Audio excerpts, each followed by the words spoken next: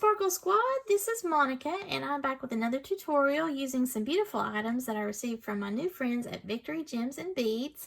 They had sent me a bunch of goodies and I did an unboxing of that. I'm creating jewelry making tutorials for you guys using those items in various different projects.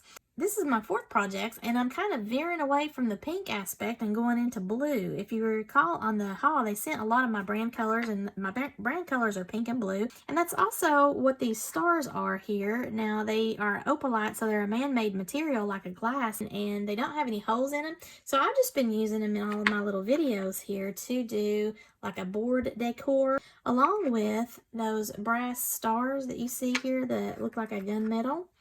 They're really cool. So I've got all of those and these little blue opal stars. Again, these are not drilled. So this time I'm going to be making a bracelet and I'm going to be using the blues and golds that you see here. I did actually make a bracelet prior, but that was really a different sort of bracelet and I didn't show you how I made just the plain beaded portion. So I figured that's what I would do with this project here, so you could see exactly how I crimp and all of that good stuff on just a regular basic bead strung bracelet. Now, as far as materials, it's going to be really simple. I'm going to have two types of beads, and then I'm going to have a bunch of different components and the bead stringing wire in order to finish this bracelet off. This is not listed on the website, but the tag says bright blue opal in a rondelle shape, and there's no size to this, but I believe this is probably going to be a 7 by 9 millimeter rondelle. Not 100% sure on that, but then also I think this might be dyed blue opal just because it is so bright on a lot of these. I could be wrong. And then the other set of beads will be these pretty gold covered pyrite beads. These are on the website and these are 4 millimeter gold coated pyrite. And look at that color. Isn't that pretty? Very bright, vibrant. So I thought that would make a good contrast to this pretty blue color here. And I don't typically work in gold. I'm usually silver and copper, but I thought this would be a good way to kind of mix it up here with what I've been doing overall in my projects. Now they gave me some of their golden fishhook ear wires to use for this, so that will coordinate well with the beads that I've got here.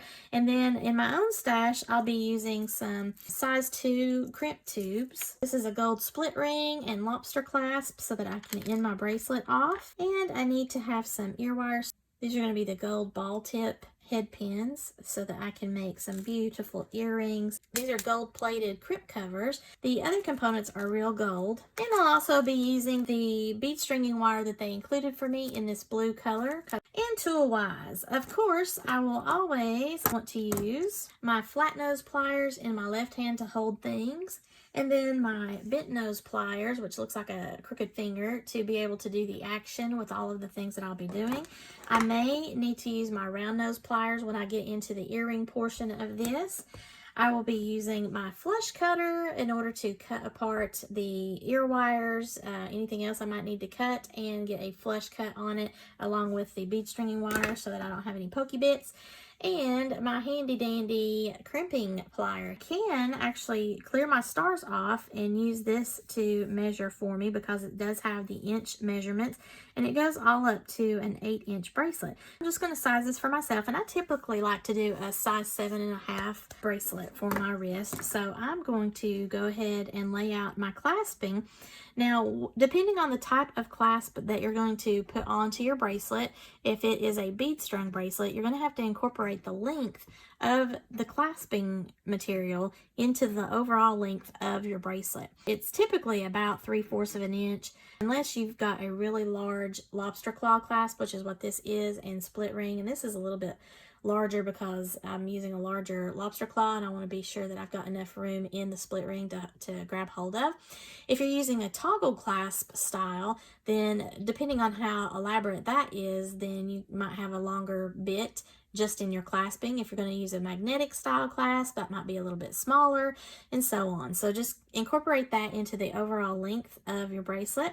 I'll usually lay the middle spacing at where I want the bracelet to end because that's exactly where that's going to grab hold of something and that's going to cut off the sizing.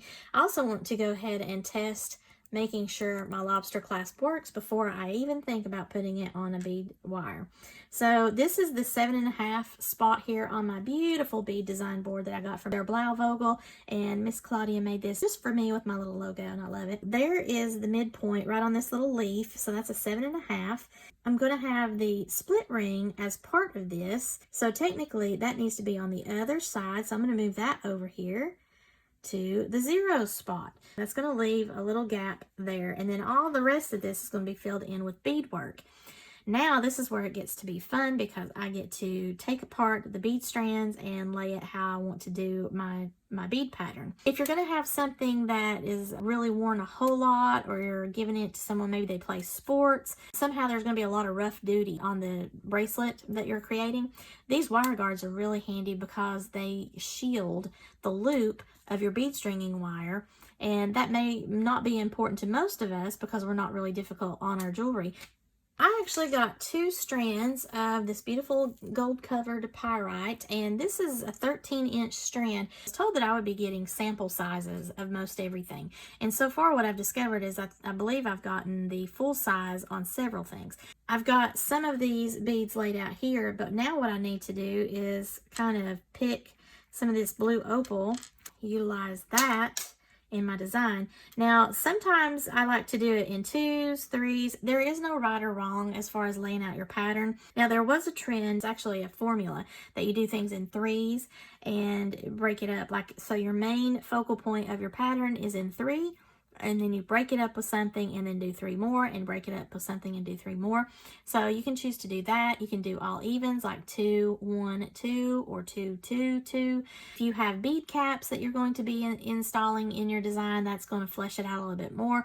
If you're going to have additional stones in here, that's going to flesh it out even more. The larger your beads that you are working with, the more tension is going to be in your bracelet. And I talk a lot more about this in my Sparkle School series that I've done, and I will link that in the description below and probably put a card in here where I talk about the wire guards that I showed you earlier, as well as the bead stringing wire and the tension and the sizes of the beads. So if you have those big like gumball size beads, you're going to need more length in your bead stringing wire, and you're going to have more tension because it's going to sit more taut on your wrist versus a bracelet like this where it's more closely laying on your wrist. So that's something to consider too in the beads that you select. I don't have anything that's a really large size. Anything, you know, more than like an 18 or 20 millimeter bead.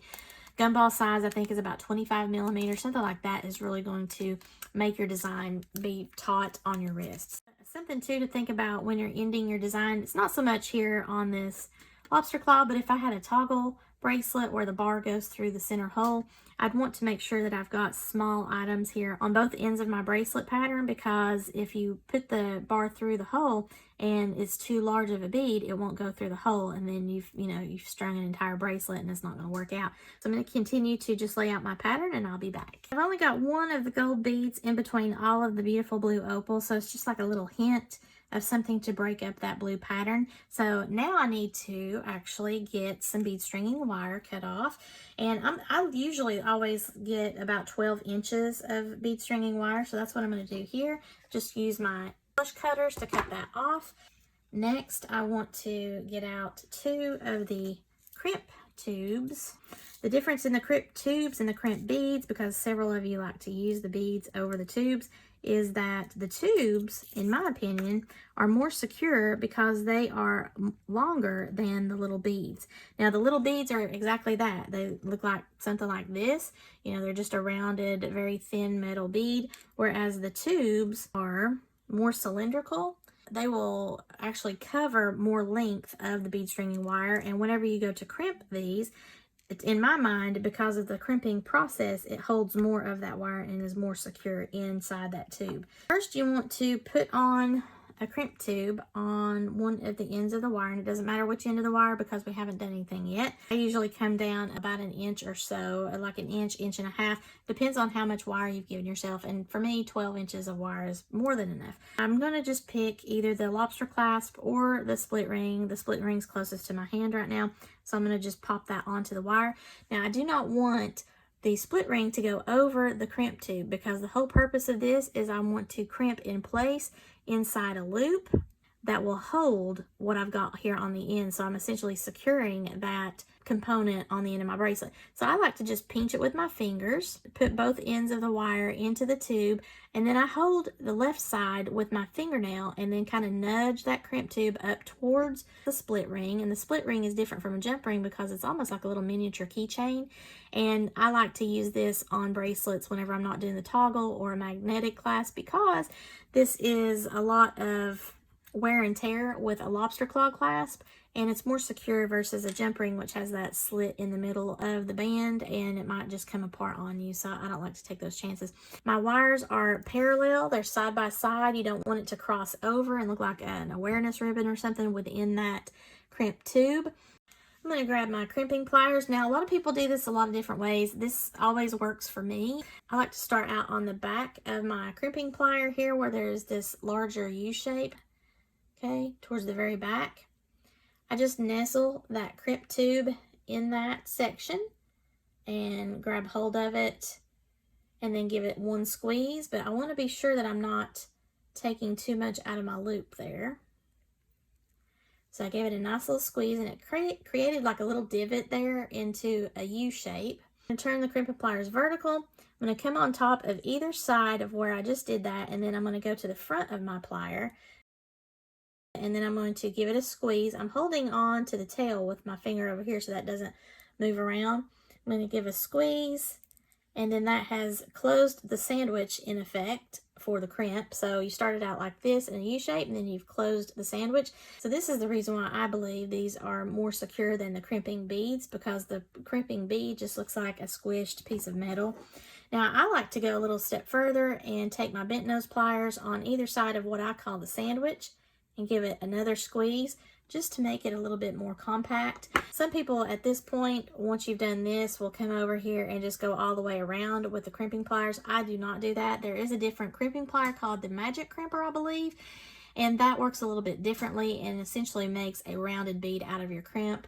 So you can do however you're more comfortable. This is just how I do this, and nothing I have created has ever come apart that way. Now what I do is I hold on to the end of whatever I've put on here, that's the split ring, and then I just lightly take my fingers and kind of pull. I'm not pulling hard, I'm just lightly pulling to see if that crimp tube is going to be loose, like if I didn't get a good enough bite onto the wire. It's not biting into the wire, it's just holding onto the wire. So that's a nice little crimp sandwich, and I still have plenty of wire left.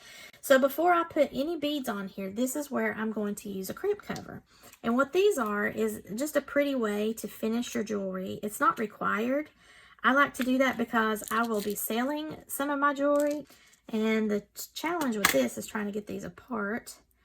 There are different sizes of crimp covers, and I am using, I believe these are the 4mm. If you use those really small 3mm or 2, sometimes you have to use a smaller crimp tube because it'll just not cover. So I want to do the sandwich side up.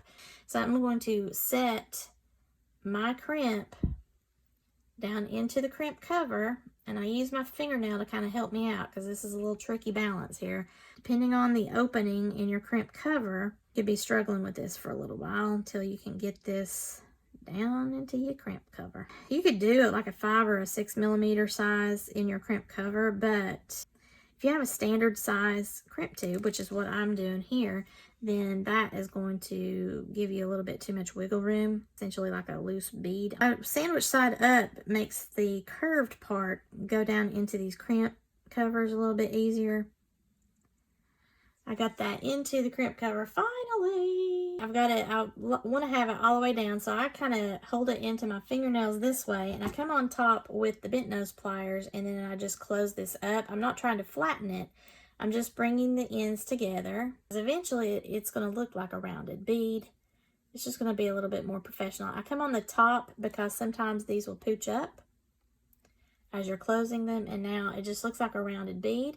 You don't want a real big gap in that, so if you want to come over and give it another little squeeze as you get it closer, it just needs to look like a finished rounded bead. And there we go. I can put on my beads, and this will stop the beads from falling off. Some people don't want to end their bracelet yet. They want to put their beads on, and then that way they can take them off if they want to, either direction.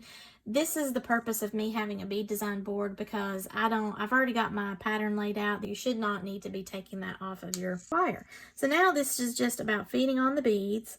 So the way I normally like to make my bracelets is I keep the little tail here on the end, and then I just let the beads cover it up. That just gives me a little bit more added stability and security on that. But what I'm going to have to do in this case, because these bead holes are so small and I cannot for the life of me get that wire through there without really kinking up my work, and I don't want to do that, I'm going to just have to use my flush cutters and cut that wire off right here at the crimp cover, and then just let the beads come right up to that and hope I don't have any little pokey bits. That's another reason why I usually just let the tail be hidden by the beads. I'm going to get right up against that edge. If you have to fold your tail down, if you're in the predicament like I am, just fold the tail back so that you're all the way up against the crimp. Do not cut this wire that's going through the beads. Now you have just a little bit of a nub there, and it's going to be hidden by the beads. And then I'm just going to continue stringing these on here, but first we're going to look and see how the first set looks just with one gold bead. Oh yeah, I think I like that. That's going to be nice. So I'm just going to continue that same pattern all the way around until I get to my lobster clasp. Now something to consider as you're going along in sizing of your bracelet, you want to lay your bracelet around your wrist and kind of see where you are. And oh yeah, that's accurate with my sizing that I want to do, because some of the beads, especially like a different shape than you're used to working with, these are rondelles, and normally I put rondelles and round beads together, so that might make it sit a little bit differently on my wrist. So I just kind of test it as I get closer to the end and see if I need to add or subtract any of the beads. But I think I'm going to be okay in this case. So I'm going to continue to string on until the end.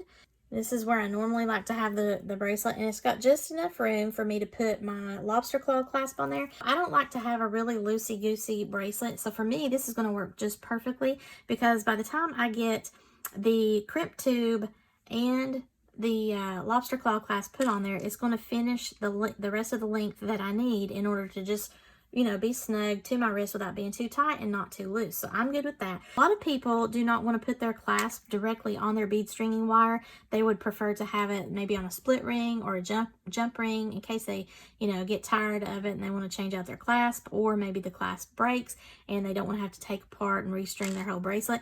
I do not do that. I go ahead and put this directly on to my bead stringing wire, because I just, again, feel like it's more secure, and I've never had a problem with that coming apart on me. Also, if you put that on with a jump ring, you do risk the chance of that jump ring coming apart and then you've lost your clasp. So again, I put the Crip tube onto the bead stringing wire.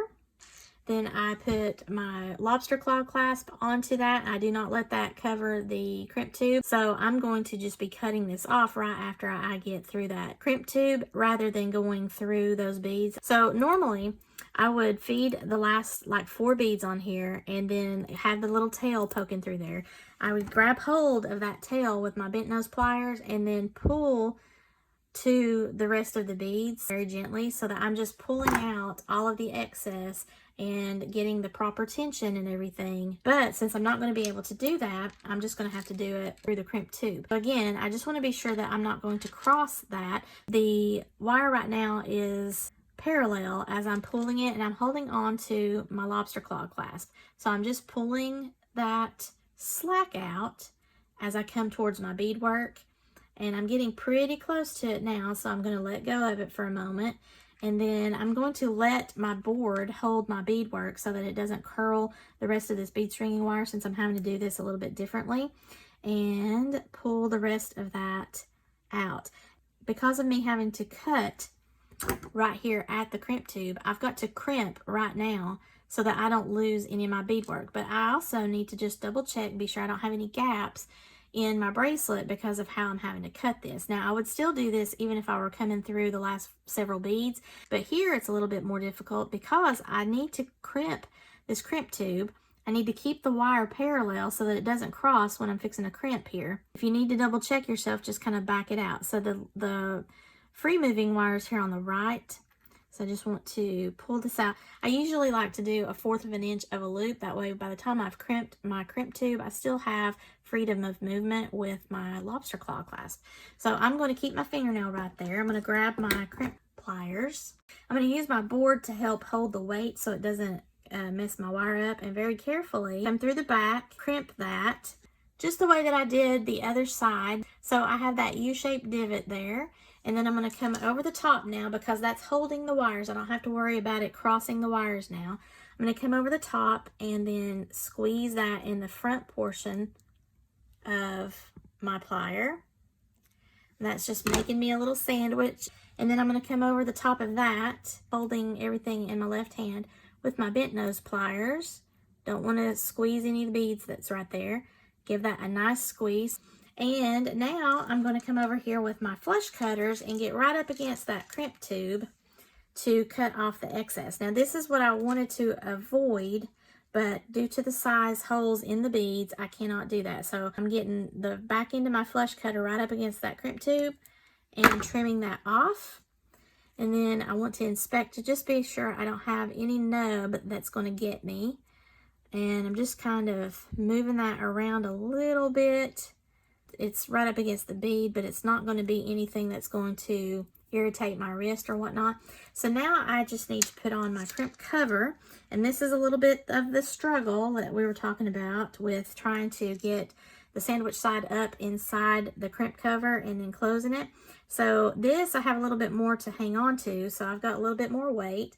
I'm going to just try to pop that down there. There's the sandwich side up.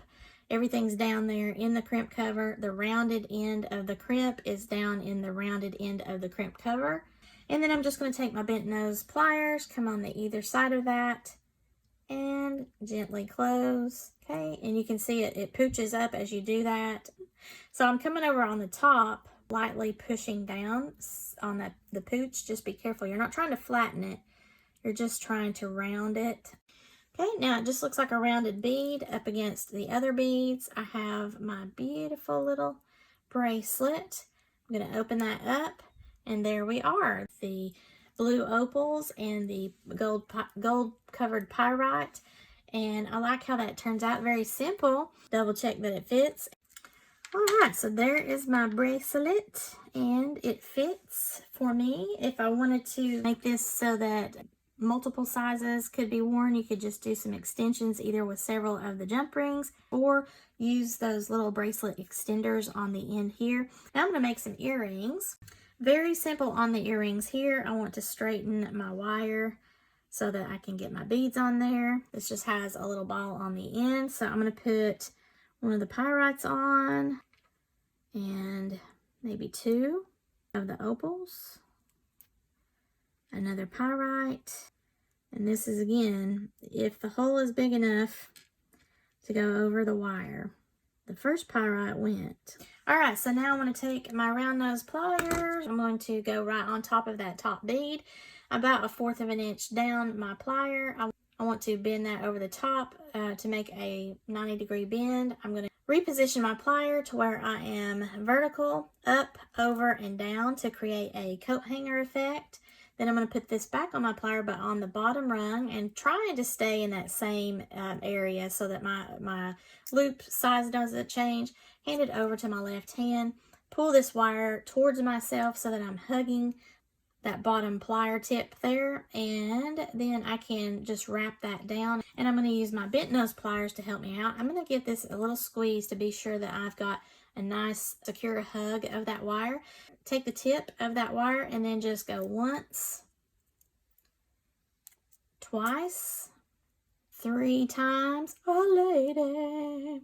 And actually, I think I'm going to go 4 times around so I can put the wire together side by side. I don't want any kind of gaps. And if you need to readjust to do that, I still have a little gap here on the back. I'm going to pull that around one more time. And as I pull it around, if there's enough space, like if I didn't get it exactly even, it usually will push the coil up a little bit, not a whole lot.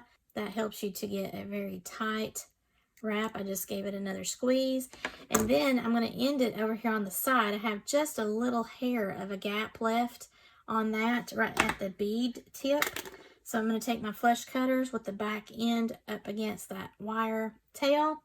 give it a snip, and put this back on the round nose pliers. Take the bent nose pliers where I see that little bit, and actually I'm going to reposition myself. I'm going to come back on the back side of that and give that a squeeze all the way around. Try not to damage the bead, and tuck that tail in at the same time. All right, there we go. So now I have this lovely little earring that matches the pattern as far as the beads that I've got in there. And then I want to come over here onto the ear wire, and this type of ear wire is just a ball style. In order for me to put that onto my ear wire, I could just take this and bend it forward. So this is the front that I want. That's the fat part that's going to be showing through the front of my ear. So I'm going to put this back on, but with those wraps showing to the front, and then just close it back. Now, because of the style of this ear wire, it's just straight, and I like to have it just bent slightly. So I'm going to take my flat nose pliers at the edge here and just slightly bend it out, so I have a little bit of a bend. That's just personal preference. So that's one earring. I'm going to do the other earring. I'm just going to get some of the jump rings here out of my collection. I've got these tiny ones. These are the 4mm in gold. I'm going to open up my jump ring, pulling this towards myself like I'm opening a door. I'm going to put this on that, and then I'm just attaching this to the ear wire. I'm going to close this up, holding the left side with my flat nose, right side with the bent nose.